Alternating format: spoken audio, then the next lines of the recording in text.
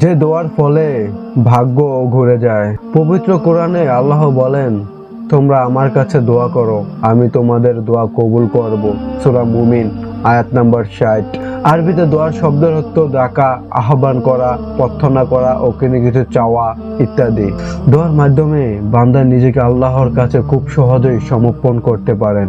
দোয়া মুমিনের হাতিয়ার। দোয়ার মাধ্যমে অসম্ভবকেও সম্ভব করা যায়, এমনকি দোয়ার ফলেও ভাগ্য ঘুরে যায়।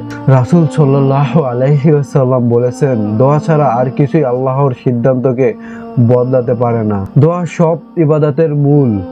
দোয়া তাপর্জন সম্পর্কে রাসূল সাল্লাল্লাহু আলাইহি ওয়াসাল্লাম বলেছেন, সর্বোত্তম ইবাদত হলো দোয়া। অন্য হাদিসের সম্পর্কে রাসূল সাল্লাল্লাহু আলাইহি ওয়াসাল্লাম বলেছেন, আল্লাহর কাছে দোয়ার চেয়ে বেশি মর্যাদাময় আর কোনো আমল নেই। মানুষের কাছে কিছু চাইলেও মানুষ বিরক্ত হয়, আর আল্লাহর কাছে না চাইলেও আল্লাহ রাগ হন। রাসূল সাল্লাল্লাহু আলাইহি ওয়াসাল্লাম বলেছেন, যে ব্যক্তি আল্লাহর কাছে কিছু চায় না, আল্লাহ তার উপর রাগ হন।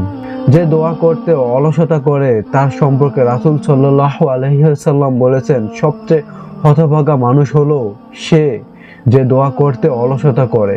আল্লাহ তাআলা বান্দার দোয়া কবুল করার জন্য সব সময় প্রস্তুত। পবিত্র কোরআনে আল্লাহ বলেন, হে রাসূল, যখন আমার বান্দা আমার সম্পর্কে আপনাকে জিজ্ঞাসা করে, তখন বলে দিন, আমি বান্দার খুব কাছে আছি। সে যখন আমার কাছে দোয়া করে, আমি তার দোয়া কবুল করি। সূরা বাকারা 186 নম্বর আয়াত।